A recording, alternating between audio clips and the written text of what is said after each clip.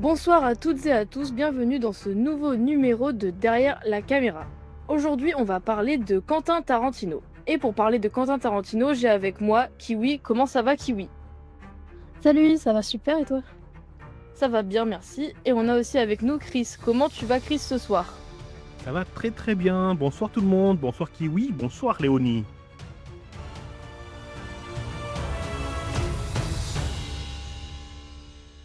Pour commencer, je vais vous expliquer pourquoi j'ai choisi Quentin Tarantino pour ce soir. Donc Tarantino, c'est pas forcément un réalisateur que j'affectionne personnellement, mais je trouve que dans le milieu du cinéma et pour Hollywood, il a beaucoup compté. Et il m'a été soufflé, à l'oreille, par plusieurs, collègues de la radio, donc je me suis dit: «C'était le moment de parler de Tarantino aujourd'hui». Alors, donc Quentin Tarantino, de son prénom complet Quentin Jérôme Tarantino, est né aux États-Unis. Est-ce que quelqu'un sait dans quelle ville? Mais dis-moi Léonie, l'État il est où? Au nord, au sud, à l'est, à l'ouest? Bah, il est au-dessus de la Floride, entre la Floride et New York. Ok, je vois. Ce serait pas le Tennessee? Exactement, et du coup, dans quelle ville précisément? Ça Paris? c'est une. Pardon, Kiwi? Paris? Ah, ouais, bah tiens, oui, Paris alors, c'est ça? Ah malheureusement non. Est-ce que c'est une ville que tout le monde connaît? Est-ce que c'est c'est un trou perdu? C'est un trou perdu, enfin perso, je connaissais pas du tout ce nom avant de l'avoir vu, donc je D'accord. pense que c'est pas très connu. Donc c'est pas Nashville. Bah vas-y, donne-nous la réponse. Alors donc ça s'écrit, enfin, je pense que ça se dit Knoxville, mais il y a un K avant, donc je pense qu'on dit quand même Knoxville et que le K est muet. Bah, tu vois, l'histoire de Knoxville, elle est folle. Je pensais que s'il y avait un lien avec le Fort Knox, la banque des États-Unis, on voit souvent Fort Knox dans les westerns. C'est là où il y avait tout le fric de l'État. Mais c'est un État du Sud. C'est un État du Sud qui n'a pas eu beaucoup d'esclaves. Tu vois, ils ont dit l'esclave ne passera pas par nous.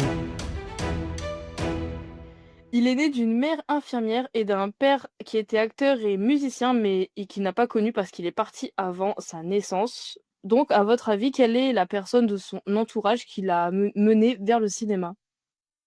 Son Son oncle? oncle? Oh. En même temps, mais ce n'est pas son oncle. Son grand-père? Non. C'est quelqu'un de sa famille ou c'est quelqu'un d'autre? Bah, théoriquement, il a fait partie de sa famille, mais ils n'ont pas de lien de sang. C'est son beau-père. Exactement, c'est son beau-père Mmh. Curtis Zastoupil qui, du coup, lui a fait découvrir, le cinéma quand il était jeune.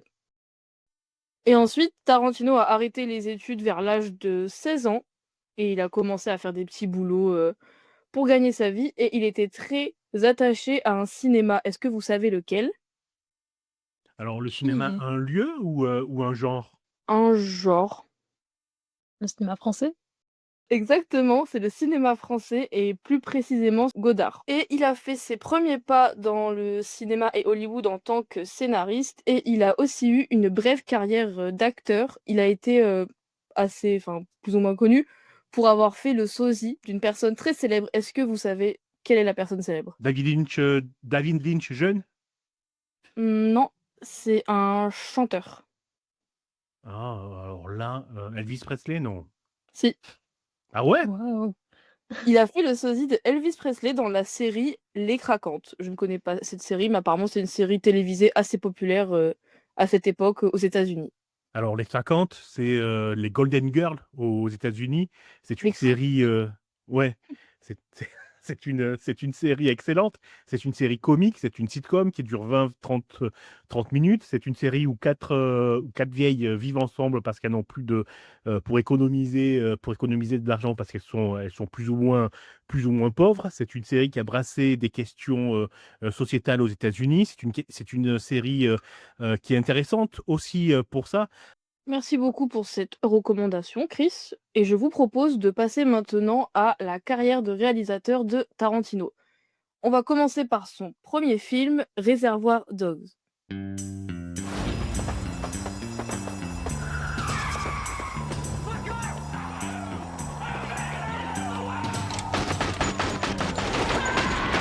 Crime is is a dark business. Five-man job, busting in and busting out of a diamond wholesalers. This heist Hey, Joe, I'm gonna shoot this guy. You shoot me in a dream, you better wake up and apologize. is much more colorful. On va parler du premier film de Quentin Tarantino, Reservoir Dogs. Kiwi, qu'as-tu pensé de ce film? Bah alors, pour la petite histoire, je l'ai vu quand j'étais au lycée, en seconde, fin de seconde, et le prof d'anglais nous avait montré ça, et j'ai trouvé ça incroyable de voir ça au lycée, sachant que c'est peut-être pas le plus choquant, mais c'est quand même assez trash et assez gore, mais la manière dont c'est réalisé et l'histoire comme elle est faite avec toujours un plot twist à la fin à la Tarantino, était quand même hyper impressionnante pour cet âge-là. Et du coup, je garde toujours ce souvenir en tête.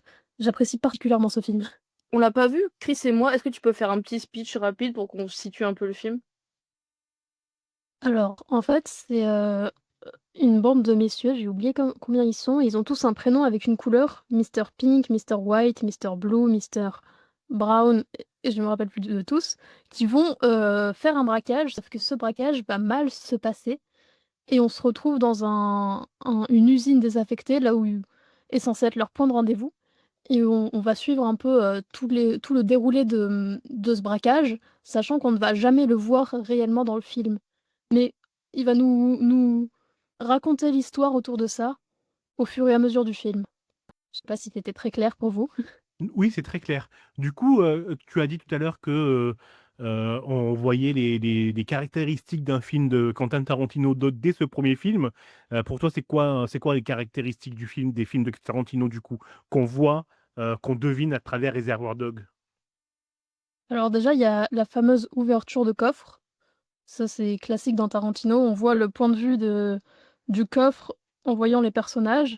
Il y a aussi pas mal de cigarettes et il y a des personnages qui sont complètement barrés et très, enfin, qui veulent faire du mal aux gens de manière incomprise et sans vraiment de but derrière. Le fait qu'il chapitre beaucoup ces films, en général, il il fait enfin, pardon, je sais pas comment dire, mais il chapitre ses films par, différents moyens dans chacun de ses films et il y a aussi pas mal de discussions où ça n'a aucun rapport avec le film, mais c'est présent dans le film et dans ce film-là, c'est présent tout au début du film où ils vont se demander: «Pourquoi tu laisses un pourboire, pourquoi tu ne laisses pas de pourboire à la serveuse?» et tout ça et ils se prennent la tête là-dessus, ce qui n'a aucun rapport avec le film.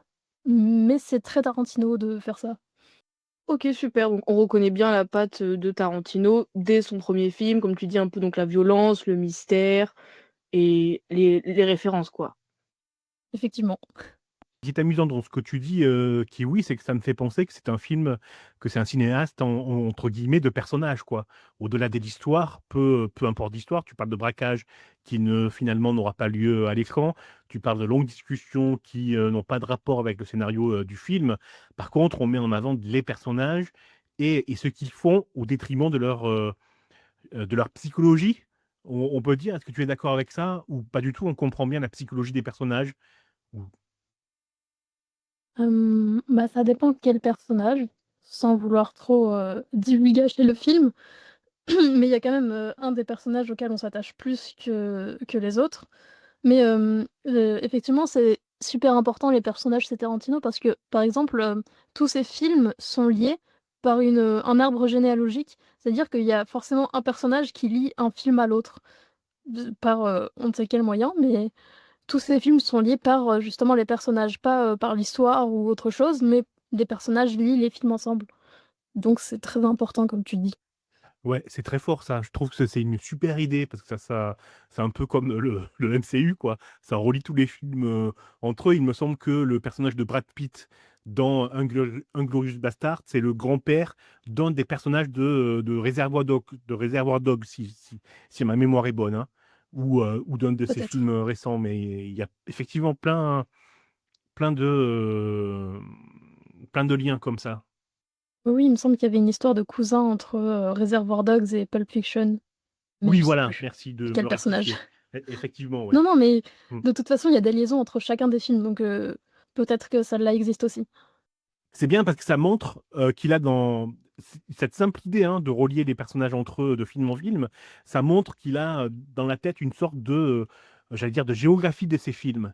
Ça montre qu'il a une histoire à raconter et qu'il y a une ligne, et qu'il y a une ligne directrice. Et ça, eh ben moi, ça, ce genre de détails, j'adore, quoi. Ouais, c'est ça, il Mmh. crée un univers complet sur tous ses films et même si on dirait que les films et les personnages n'ont pas trop de rapport, tout est plus ou moins lié et en fait, c'est que quand il fait un film, il est déjà en train de réfléchir au suivant et c'est trop cool, enfin, ça va être un peu un génie de faire ça, de pouvoir réfléchir à tous ses films à la fois, quoi. Alors, ce qu'on peut dire aussi, je pense que c'est aussi, je pense, important de le dire, c'est que c'est pas juste un cinéaste, Quentin Tarantino. C'est que c'est aussi un personnage. Et que le personnage, il transparaît dans ce qu'il fait, dans ce qu'il dit et dans sa manière d'être. Et quand je dis personnage, c'est pas forcément. Euh, c'est aussi un petit peu péjoratif. C'est-à-dire que quand tu interviews, regardez ses interviews, quand vous l'interviewez, c'est un personnage qui est outrancier, qui ne mâche pas ses mots et qui fait le show. Et dans cette époque-là où l'image est importante, c'est ce qu'on appelle un bon client. Il insulte les autres, il crache sur les films, il peut même cracher sur les gens avec qui il a travaillé, hein. Il a craché par exemple sur pas sur Brad Pitt, pardon, sur Bruce Willis. Il a pris à partie Spike Lee lors de la sortie de Django Unchained. Il a ce côté-là, personnage too much, on va dire, qui en fait des tonnes. Et ça transparaît aussi dans la façon dont il parle de ses propres films. C'est-à-dire que, par exemple, pour Il était une fois à Hollywood, il y a une scène avec Bruce Lee où il le dépeint comme un patriarcat de base, quoi, macho, bas de plafond, etc. Et dans une interview, il dit que la seule personne qui peut critiquer ça, c'est sa fille. Et que tous les autres, les spectateurs, il faut qu'ils ferment leur gueule, quoi. Ça montre aussi que dans sa tête, euh, il y a une question d'élite. C'est que lui, c'est le réalisateur, c'est Dieu Tout-Puissant, il fait ses films, et toi, tu les regardes et tu fermes ta gueule. C'est-à-dire, il y a un petit côté, je vous dénie le droit de critiquer mes films ou de dire autre chose qu'ils sont merveilleux. Il y a ce côté-là, mais c'est pas le seul, hein. Si tu regardes Coppola, qui nous a fait un film fasciste avec Megalopolis, Eastwood, etc., il y a quand même un petit côté mégalo quand tu es réalisateur. Est-ce que vous êtes Mmh. d'accord avec cette vision ou est-ce que vous pensez que je pousse le bouchon un peu trop loin, Kiwi? Alors j'ai regardé, j'ai pas trop regardé justement ses interviews, mais il y avait le fait qu'il annonçait comme ça d'un seul coup dire, «Moi je vais faire que 10 films et ce sera les seuls films de toute ma carrière» et c'est vrai que ça fait un peu, «Vous allez forcément apprécier tous mes films mais je vais jamais me planter». Alors que, enfin il je sais pas où est-ce qu'il en était dans sa vie à ce moment-là, mais ça fait vraiment très personnage très sûr de lui qui pense vraiment réussir, toute sa vie et toute sa carrière quoi, sur seulement 10 films. Ouais, ouais, c'est de l'arrogance pure, encore une fois, c'est le personnage et c'est complètement stupide. Faut aussi, pouvoir le dire, quoi. Quand tu fais ce métier-là, tu le fais par passion. À quel moment tu te dis, «Moi, je vais faire que 10 films?» C'est la preuve d'un ego, surdimensionné, quoi. L'air de rien, hein. Faut pas chercher. Effectivement, hein, tu as raison, Kiwi, il y a ça. Je vais faire que 10 films et ce seront 10 chefs-d'œuvre qui vont marquer l'histoire du cinéma. Et papy, revient sur terre, hein, et tu fait de la merde aussi, hein. OK, bon, on a une vision un peu pas ouf ouf du réalisateur, mais on va essayer de rester sur ses films. Ooh, that's a bingo. Alors, quel est le film qui vous a fait rentrer dans l'univers de Quentin Tarantino? Donc Kiwi, est-ce que c'est Reservoir Dogs ou un autre film? C'est effectivement Reservoir Dogs et je mettrai une petite dédicace à la scène de l'anecdote dans le film que vous trouverez magnifique si jamais vous regardez le film. Merci pour la recommandation. Chris, quel est le film qui t'a fait rentrer dans l'univers de Tarantino? Alors moi, c'est Kill Bill, partie 1 et partie 2. Et c'est le premier film que j'ai vu et c'est le premier film peut-être l'un des seuls que j'ai aimé de Quentin Tarantino. Mais ça s'explique parce que Kill Bill, pour moi, c'est pas du cinéma. À l'époque, j'étais très, très série. Il est sorti en 2002 ou 2003. Quentin Tarantino avait participé à une série avec Jennifer Garner qui s'appelle Alias. Je ne sais pas si vous connaissez cette série-là, une série d'espionnage créée par donc la série Alias, créée par J.J. Abrams. Il avait participé à cette série-là. C'était une série d'action, hein, où Jennifer Garner tapait des méchants à tour de bras, un petit peu comme Emma Peel pour les plus vieux qui nous écoutent. Et je pense que cette incursion dans la série l'a motivé et l'a inspiré pour ce Kill Bill. Kill Bill, c'est un film en deux parties qui était initialement prévu pour être un film de 4 heures et c'est construit comme une série télé, c'est-à-dire avec des chapitres, avec des épisodes, avec un cliffhanger au milieu pour qu'on reste bien accroché, avec un twist à la fin. Ça reprend les codes d'une série télé, ça reprend même des codes de la série Alias. Donc moi, j'avais bien, bien kiffé ce film. Et puis après, j'avais été voir les autres, Pulp Fiction notamment, qui est son premier film qui a marqué. Et bon, j'ai été un petit peu déçu du coup, parce que, comme je l'ai dit, il me semble l'avoir dit tout à l'heure, je pense qu'il y a beaucoup d'esbroufs et beaucoup de références, beaucoup de citations que fait Quentin Tarantino dans ses films. Kiwi, est-ce que tu veux réagir sur Kill Bill? Je me rappelle plus trop, mais je me rappelle que j'ai bien aimé ce film et Bah, tu que vois, moi, je vais rebondir sur ce que tu viens de dire. Tu dis que tu t'en souviens plus trop. C'est le principal problème des films de Quentin Tarantino. C'est-à-dire que moi, j'ai vu Les Huit Salopards, j'ai vu Django Unchained. Qu'est-ce qu'il m'en reste? Rien, je ne m'en souviens pas. Et pourtant, je les ai vus, hein. Kill Bill, je peux pas te dire non plus exactement ce qui se passe. Je me souviens du cliffhanger, du twist de la fin, de quelques scènes de combat, mais c'est un amas. Le cinéma de Tarantino, c'est un amas que tu regardes. C'est du popcorn, c'est du cinéma popcorn. Tu le manges, tu le digères bien, normalement, et puis après, tu oublies le goût. Et c'est ça le cinéma de Quentin Tarantino. Alors, on va me jeter des pierres parce qu'il y a la majorité qui pense que c'est un génie. Personnellement, je suis pas d'accord. Le cinéma de Tarantino, il t'imprime pas la rétine. En tout cas, il t'imprime pas suffisamment le cerveau pour que tu y reviennes après. Ben, la preuve, voilà. Je me demande même si j'ai pas vu Reservoir Dogs en fait et que je l'ai complètement oublié. il me semble que j'avais déjà entendu de la part de Tarantino que, ça le dérangeait pas que et il trouvait ça plutôt, OK que ces films soient un peu un film de bruit de fond, que tu mettes un film juste pour l'esthétique du film ou quelque chose comme ça en fond je sais pas, sur la télé comme ça dans ton salon ou quelque chose comme ça, sans vraiment regarder le film, que c'était un peu aussi fait pour ça, sans forcément être concentré vraiment sur l'image ou sur le film. Ben ça, il a fait carton plein alors, hein. Mais c'est quand même, tu vois, encore une fois, ça montre le personnage. C'est-à-dire que c'est en contradiction avec son ego surdimensionné. Il a dit ça par bravade. J'imagine mal le gars se dire que son cinéma ne va pas durer. Tu vois, il est tellement, j'allais dire égocentrique que pour lui, les films qu'il a fait, c'est des purs chefs-d'œuvre, quoi. La preuve, quand tu critiques, quand certains le critiquent sur les vidéos, regarde ses réactions, le mec il prend la mouche, quoi. Donc, ouais, je pense que c'est plus ça, c'est plus une phrase par bravade que, que sa pensée sincère. Mais Pulp Fiction, c'est intéressant aussi, tout ce qu'il y a eu autour de Pulp Fiction. Vous l'avez vu, Pulp Fiction? Oui, et justement, bah, c'est le film que j'allais choisir pour dire que c'est celui-là qui m'a fait rentrer dans l'univers de Tarantino. Mais quand tu as expliqué qu'on se souvenait pas du film, bah, je me suis rendu compte que bah, c'était pareil pour Pulp Fiction et qu'à part bah, le début, où je m'en souviens vraiment, donc la première scène où ils vont faire un meurtre et tout le reste, j'ai des flashs, un peu des images, des moments, mais je me souviens pas vraiment de ce qui se passe. Enfin, le scénario concret, je l'ai pas dans ma tête. Oui, voilà, tu te souviens de séquences qui n'ont pas forcément de lien entre elles, mais tu te souviens pas de l'ensemble. Parce que le scénario, pour moi, il ne tient pas la route. Dans tous les films de Quentin Tarantino, c'est à mon avis cette faiblesse-là qui lui fait faire réécrire un petit peu l'histoire, comme dans Inglourious Bastard ou dans le dernier qu'il a fait, C'était une fois d'Hollywood. Mais ça, on en reparlera. Mais oui, encore une fois, c'est un amas de couleurs, d'images et de personnages, et tu mets tout ça dans un checker, et puis ça te fait un film. Fais-nous le pitch, tiens, Léonie, si ça te gêne pas de Pulp Fiction, qu'on sache de quoi on parle pour ceux qui l'ont pas vu. Ah waouh! Je vais essayer de le faire, mais je sais même pas si je pourrais le faire. Je voulais juste réagir sur le scénario avant, mais Oui. Vas-y.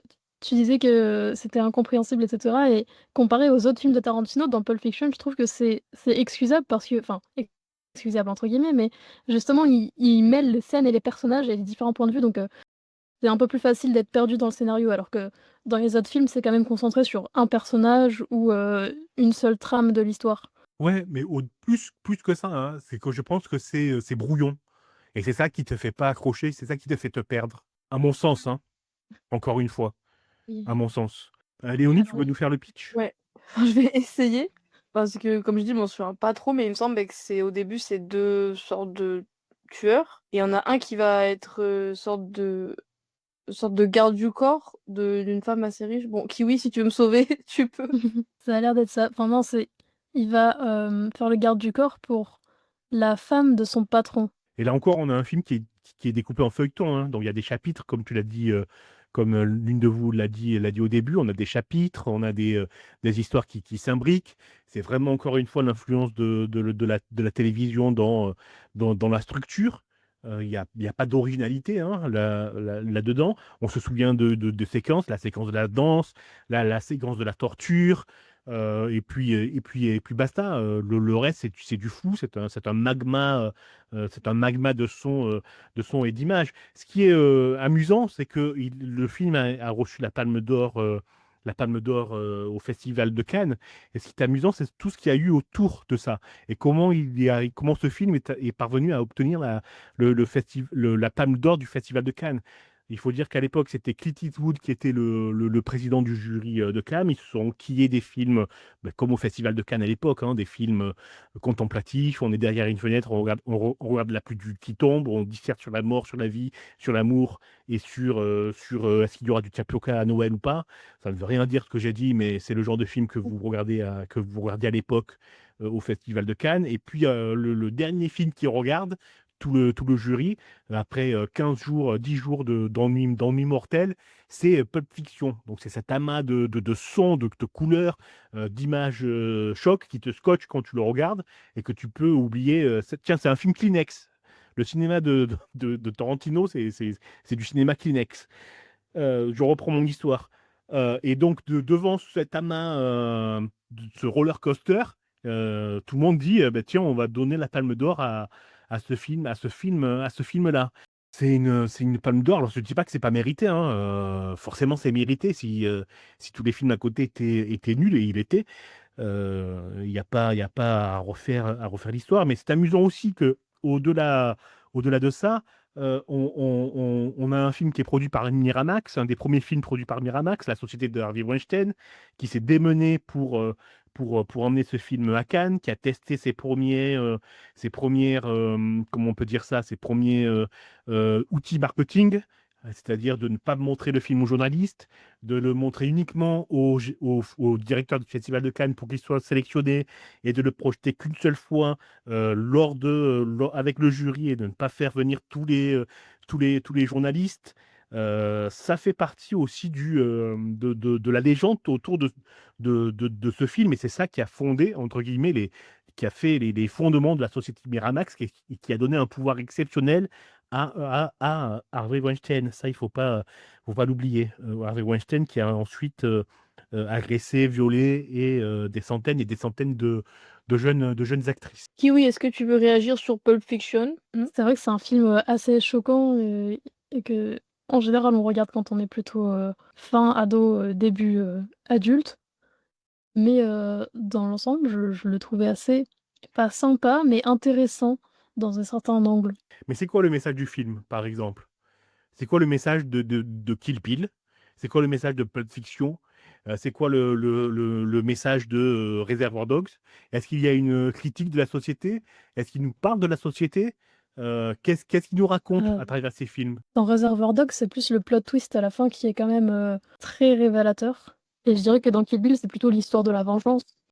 Qu'est-ce qui reste du cinéma de Quentin Tarantino une fois que tu es sorti de la salle et que tu as bouffé ton ketchup, j'allais dire, ton popcorn? Pour moi, rien. Vraiment rien. C'est Oh aussi bah, juste passer un bon moment devant un film et pas forcément, avoir un message caché derrière et juste, retenir quelques phrases cultes et des scènes cultes. Ah ben voilà, c'est fort ce que tu dis effectivement. Tu as tout à fait raison. Parce que j'ai vu, Pulp Fiction, j'ai vu Kill Bill au cinéma et j'ai pris mon pied. J C'est vrai que là, on ne dirait pas parce que ça fait longtemps et cetera, mais tu as raison, Kiwi. Le film est super quand tu regardes Kill Bill pour la première fois. Moi, j'étais scotché sur le siège. En plus, à l'époque, c'était divisé en 2 parties, hein. Il fallait attendre 6 mois pour avoir la deuxième partie et avec la révélation de le cliffhanger de la fin de la première partie, tu te dis: «Oh bordel, quoi! Qu'est-ce qui va se passer après?» Et oui, ça te fait un plaisir fou, de voir ces films, effectivement. Et ben, tu vois, ce que tu viens de dire, ça montre aussi que c'est, le cinéaste d'une époque. C'est le cinéaste d'une époque de YouTube, de TikTok, où il faut marquer par l'image et c'est pas grave s'il y a pas de fond. C'est un peu la liaison entre, le cinéma français, la nouvelle vague et le cinéma des années, 60 jusqu'à maintenant, où, on essaye de choquer par l'image, de montrer justement par l'image et par des dialogues qui veulent absolument rien dire. Ouais, tu as tout à fait raison, effectivement. D'ailleurs, tout à l'heure, Léonie, tu parlais de Godard qui le portait au nu. C'est amusant parce que Godard, c'est vraiment le cinéaste aimé par, j'allais dire par les snobs, aimé par les cinéphiles pointus. On va plutôt dire ça comme ça. Et vous avez déjà vu un film de Godard? Pierrot le Fou, ce genre de choses? Oui. Les 400 coups? Non, c'est Les quatre- Truffaut. Non, ça c'est Truffaut, ouais. Et ouais, il y a une, j'allais dire fétichisation, ça se dit? Mmh.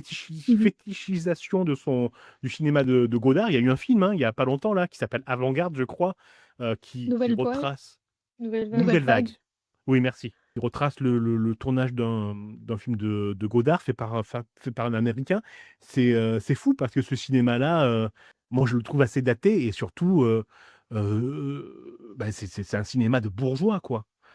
Et il y a ce paradoxe-là, hein, dans les films, comment il s'appelle, Tarantino. C'est-à-dire qu'il veut des films, pour le grand public, il veut des films, qui vont marquer, son époque, mais si tu lui dis, qu'il rate sa cible, il te dit: «Bah, toi tu n'es rien, tu ne peux pas critiquer». Il y a ce paradoxe-là je suis cinéphile, pointu, mais je veux parler au plus grand nombre. Mes films sont trop compliqués pour que vous les compreniez. C'est, c'est compliqué tout ça.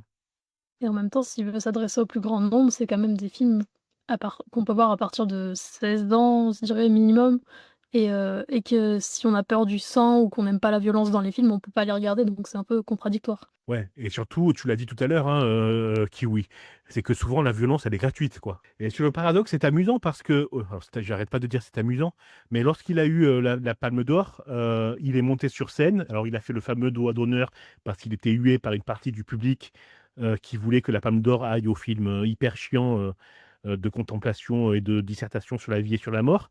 Et il a dit une phrase, de mémoire: «Je ne fais pas des films, c'est normal que je sois hué, je ne fais pas des films pour rassembler les gens, mais moi, mes films à moi, ils divisent». Et tu vois, ça encore, c'est une contradiction. C'est pas une contradiction, c'est que pour moi, il est dans la bravade tout le temps, quoi. Comme tu as dit tout à l'heure, la phrase, sa citation, Kiwi, je pense que c'est juste de la bravade, quoi. Et le sale gosse, quoi, qui dit: «Eh beh, si vous n'aimez pas mon porridge, moi je vais manger des carottes râpées et vous n'en aurez pas». Oui, c'est ça, si jamais on aime tous les films d'une personne, enfin, si tout le monde est d'accord sur le film, mais pour dire qu'il est bien, bon, bah, on n'a plus besoin d'en parler. Alors que si justement on est divisé entre, certains l'aiment, certains l'aiment pas, certains sont partagés, c'est justement là qu'on parle des films et du cinéma. Ah, c'est très fort ça.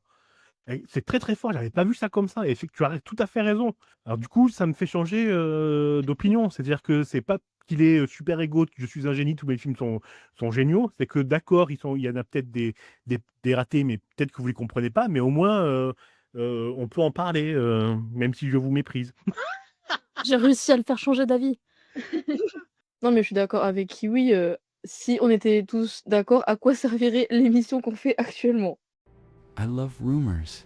Facts could be so misleading, where rumors, true or false, are often revealing. Mais tiens, maintenant, on peut parler de Inglourious Bastard, puisque je pense qu'il fait le lien avec toutes les critiques qu'on a faites là, sur le scénario, sur les moments plus que sur les personnages, et sur la réécriture de l'histoire. Inglourious Bastard, c'est avec Brad Pitt, Mélanie Laurent, enfin, et, George Clooney de mémoire. Donc c'est vraiment un film avec des acteurs, on va dire, lourds. Ça raconte l'histoire d'une vengeance, là aussi, d'une vengeance. Ça se passe dans la France occupée par les nazis dans la Deuxième Guerre mondiale. Et ça va nous raconter l'histoire de personnages qui se croisent et s'entrecroisent jusqu'à la mort d'un personnage qui n'est pas mort historiquement comme on nous le décrit dans le film. C'est une vraie écriture de l'histoire. Si Ce je qui puis a me de bien... permettre, Oui, ça s'appelle une uchronie. merci. Exactement, c'est ça. Une belle uchronie. Qui est pas mal, hein. L'histoire, tu vois, elle est pas mal. Mais encore une fois, le film, là, il tient uniquement par la performance, à mon avis, de Christopher Waltz, qui joue un méchant, un des meilleurs méchants du cinéma mondial. Et par la performance de Brad Pitt qui joue un abruti, un abruti de première. La scène où il essaye de parler italien, elle est à mourir de rire. Qu'est-ce que tu as pensé du film, toi, Kiwi? Bah, moi, je l'adore, je l'ai revu plusieurs fois déjà. Du coup, j'ai bien le scénario en tête pour celui-là. Hmm. Mais oui, j'avoue qu'il y a plein de petites scènes clés comme ça qui me font, aimer le film, notamment, la scène super drôle du dessert, dans l'hôtel, super prestigieux et bah, je sais pas, voir un film de Tarantino qui se passe en France, j'ai l'impression que il s'est dit: «C'est le moment, c'est le film, je vais, exprimer tout l'amour que j'ai pour le cinéma français» entre guillemets, justement, notamment en intégrant un cinéma dans le film. Un cinéma qui fait brûler, hein. Oui. On peut dire qu'il brûle le cinéma français parce que c'est le seul qui fait du cinéma, c'est lui. Mais là, je suis un peu de mauvaise foi, hein, j'avoue. Mais peut-être pas. Ouais, mais comme tu dis, il y a des scènes fortes. Toutes les scènes avec Christopher Watts, la scène d'ouverture, elle dégage une tension qui est folle, quoi. La toute première Mmh. scène, cette toute première scène où il est à la recherche d'une juive hébergée, cachée dans une ferme, elle est exceptionnelle, cette scène. D'ailleurs, Christopher Watts a eu un prix, hein, il me semble, à Cannes. Il a eu le prix de l'interprétation masculine de mémoire. Je ne pense pas me tromper. Il y a un autre truc aussi amusant, encore une fois, je dis ce mot, dans le film, c'est qu'il est fait de différentes sections et il n'a pas été doublé. C'est-à-dire que les acteurs français, lorsqu'ils sont en France, parlent français. Oui, on a de l'allemand dans le film, on a de l'anglais, on a de l'italien. Et quand tu vas le voir au cinéma en VO, tu as tout ça. Je ne sais pas si en VF, tout a été traduit ou s'ils ont respecté la volonté de Quentin Tarantino que chacun parle dans sa langue avec des sous-titres. Lorsque la langue n'est pas l'anglais. Kiwi, toi, tu l'as vu en VF ou pas? C'est exactement ce que je voulais dire. Je cherchais ce que j'avais perdu ça dans ma tête et oui, effectivement, c'est incroyable le fait qu'on puisse entendre chacun des dialogues, en voix originale, enfin que ce soit pas, traduit tout en anglais ou quoi que ce soit. Ouais. C'est rare de voir ça dans un film en tout cas. Ben ça, c'est super, c'est une super idée, c'est plus réel du coup. Après, méchamment, moi, je trouve que donc ça mélange des acteurs de différentes nationalités et je trouve que c'est pas flatteur pour les acteurs français. C'est-à-dire que quand tu vois les scènes avec les acteurs français, tu sens la différence de jeu. Et c'est pas leur faute, hein, aux acteurs français, mais c'est dû à comment on apprend le cinéma et à jouer au français. La France, il y a une tradition bourgeoise, aristocratique du théâtre.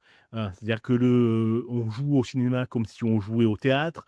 On apprend son métier d'acteur comme si on allait jouer une pièce de Molière et une pièce du répertoire français. Et et ça transparaît dans les films américains où il y a des Français qui jouent.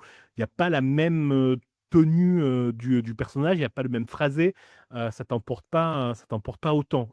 Mais après, chaque nationalité joue différemment, hein. Si tu regardes le cinéma asiatique ou une série, tu vois que c'est pas le même jeu. Est-ce que tu l'as remarqué ça, toi, Kiwi, ou je Heu, délire pour toi? Non, mais c'est vrai qu'il y a pas non plus, une différence de jeu, non plus extraordinaire, mais c'est vrai qu'on sent quand même qu'il y a quand même un petit truc, différent ou un peu étrange quand ils parlent en français. On dirait vraiment qu'ils se récitent un texte ou alors que enfin, que leur échange n'est pas non plus super normal. Oui, Alors qu'ils c'est ils sont censés ça. être, les 2 personnages français, ils sont censés être, amoureux, si j'ai bien compris, dans le film Mmh, et tout à fait. alors que on le ressent pas forcément dans leurs échanges ou même dans leurs regards. Non, parce qu'il récite un texte plutôt que de le jouer. C'est ça qu'on t'apprend dans les écoles de théâtre, c'est ça que tu fais normalement au théâtre et c'est ça qui est reproduit au cinéma, en tout cas dans le cinéma français. C'est ça qui est enseigné quoi et ça transparaît, mais comme pour moi, comme le nez au beau milieu de la figure, lorsque tu vois un film qui mélange des acteurs qui viennent de différentes formations. L'acteur américain, il apprend son métier, un métier c'est une approche globale. Tu apprends à danser, tu apprends à chanter, tu apprends à poser ta voix, tu apprends à incarner un personnage, tu apprends à imaginer le personnage ailleurs. Il y a quelque chose qui est logique. Dans l'enseignement, français du théâtre et du cinéma, on t'apprend d'abord à te faire mousser. Puis il y a aussi une question, de culture dans le film. Il nous montre, pas non se enfin, il y a un mélange de, toutes les cultures et de tous les langages présents dans le film. Il me semble qu'il y en a 4 si je dis pas de bêtises. Même si, la culture italienne est beaucoup moins présente, mais on a quand même la culture française et allemande qui sont, bien ancrées. Oui, effectivement et ça se retransmet aussi dans sa volonté de ne pas tout traduire, quoi et encore une fois, ça, c'est fort, quoi. Ça peut être salué parce que c'est pas, je pense pas que ça passerait aujourd'hui, quoi. Il a bien fait de se tenir à sa vision. Après peut-être que, hem, le fait que les Allemands, parlent quand même beaucoup français pendant le film avec, un fort accent si je me rappelle bien, ça montre aussi, l'emprise qu'avait l'Allemagne, dans la France occupée. Enfin, ça montre l'ampleur historique de la Seconde Guerre mondiale en France. Effectivement, ouais, tu as tout à fait raison, mais on peut pas lui enlever le fait qu'il travaille sur ses films quand même et qu'il travaille sur le background comme on dit en bon anglais, en bon français. Merci à vous 2. On a fait le tour sur Inglorious Bastard, qui oui, il me semble que tu voulais parler des 8 salopards. Qu'as-tu pensé de ce film? Bah, moi j'aime bien, je regarde pas forcément de huis clos, mais celui-là j'avoue j'ai plutôt bien apprécié le fait qu'il y ait quand même une tension, tout au long du film et qu'il pose vachement bien tout le toute l'histoire, dès le début. Il présente les personnages, un par un au fur et à mesure de leur arrivée dans l'établissement.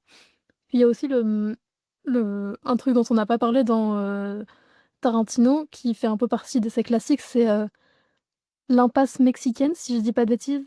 C'est le fait que, tous les personnages se retrouvent à pointer leurs armes sur l'un et l'autre et c'est vachement ce qu'il y a dans le film, toute la tension entre les personnages qui, vont créer des histoires et des désaccords au fur et à mesure et on se demande: «Mais à la fin, qui va être avec qui? Qui va rester vivant ou pas?» ou enfin, il y a toutes ces questions-là, l'impasse mexicaine, à la fin, qui va rester en vie ou non? Ce que je trouve plutôt chouette, même si, Chris ne se rappelle absolument pas du film.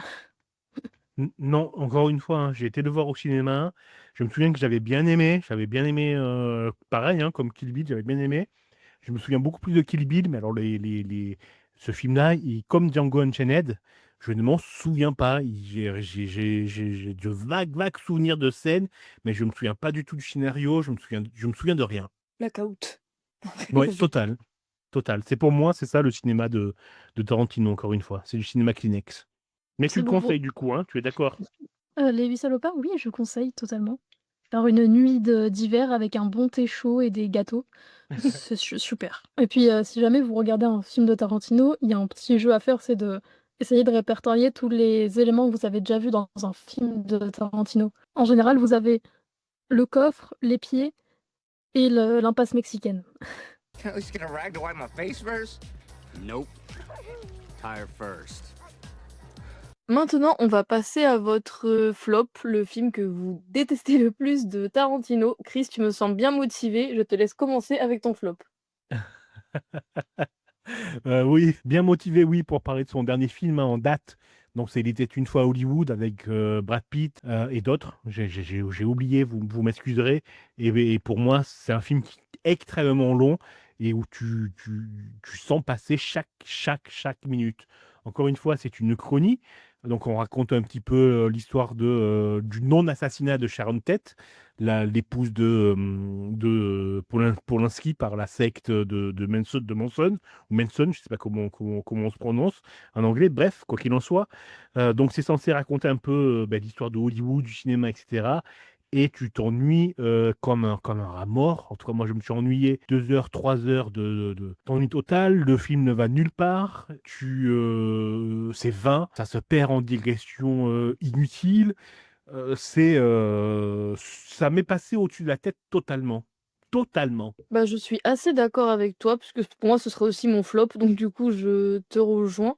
Donc moi, je l'avais vu parce que j'allais le voir avec ma classe cinéma à l'époque, et je me souviens que j'avais trouvé le film assez long, et qu'à la fin, j'étais quand même assez contente que ce soit fini, surtout que à part le lien entre donc, le personnage de Brad Pitt et de DiCaprio, que j'ai bien aimé, tout le reste, en fait, j'ai pas trop compris où m'emmenait le film, j'ai pas compris pourquoi faire une histoire parallèle sur un mec qui existait vraiment, et lui faire une fausse histoire, enfin...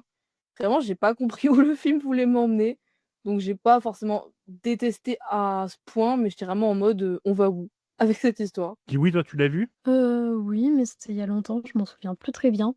Mais je comprends vos avis, puisque justement je me rappelle plus trop de l'histoire, donc ça veut dire qu'il a pas trop su marquer les esprits et nous dire où est-ce qu'on allait dans ce film. Je me rappelle juste vraiment des quelques scènes avec, Brad Pitt et DiCaprio, c'est tout. Ouais, voilà, mais c'est encore une fois, hein, c'est la preuve du cinéma de Tarantino, quoi. Tu l'as vu et Mmh. tu t'en souviens pas. C'est sa manière de filmer, quoi. C'est lui. C'est bien un film de Tarantino. Non, mais je trouve qu'en fait, même pour résumer ces films, on a tous des scènes cultes de Tarantino, comme le même là, dans Once Upon a Time to Hollywood, où Leonardo, il montre la télé. Ça, j'ai en tête, ou comme il y a certaines scènes de Pulp Fiction que je connaissais avant d'avoir vu le film.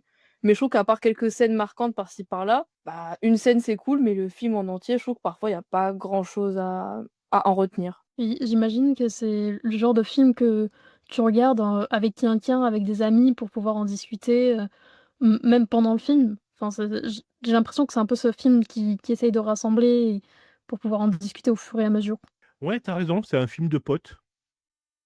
T'as raison, c'est des films de potes, c'est des films pour rassembler les gens, quoi qu'ils en disent. All right. We're all good. Don't need to go again. No, we're done. That was fantastic. All right. Okay, moving on. We're in the bordello. Next setup. On passe au petit jeu, donc c'est le jeu des répliques. Je vous donne une réplique d'un des films et vous me dites de quel film cette réplique vient. Alors, première réplique. Je te signale que les flics ont une fâcheuse tendance à remarquer les véhicules pleins de sang. C'est drôle comme réplique. Reservoir Dogs? Non. Pulp Fiction? Réplique numéro 2. Si tu me flingues en rêve, tu me demandes pardon en te réveillant. Tu vois, ça me fait penser qu'on n'a pas que dans tout le flot de critiques que j'ai débité, j'ai quand même oublié de dire que c'est quand même un bon écrivain, hein. Ces dialogues-là, c'est carré, quoi, hein. C'est drôle, quoi. Ah, vas-y, redonne-nous la réplique. Si tu me flingues en rêve, tu me demandes pardon en te réveillant. C'est pas dans Reservoir Dogs? Si, Ah ah! il était là. Chris, est-ce que tu veux faire une petite phrase pour conclure? Oui, profiter de Quentin Tarantino au cinéma ou avec des potes. Kiwi, une petite phrase de fin? Je vous invite à si vous voulez vous renseigner sur, Tarantino, il y a une très bonne émission qui s'appelle, Blow Up sur, Arte, sur la chaîne d'Arte, sur Tarantino, qui si vous voulez vous intéresser aux caractéristiques des films de Tarantino, ça fonctionne très bien. Ok, Ok, merci. génial. On mettra le lien dans la description de l'épisode. Super. Merci à vous deux d'avoir passé cette soirée avec moi à décrypter le cinéma de Tarantino. Merci Kiwi. Merci à toi, c'était un plaisir. Merci Chris. Merci à toi. Et merci à vous toutes et tous de nous avoir écoutés. N'hésitez pas à nous suivre sur les réseaux sociaux, notamment sur Instagram, La Nuit du Dimanche et Radio Verse of the Multiverse. À bientôt!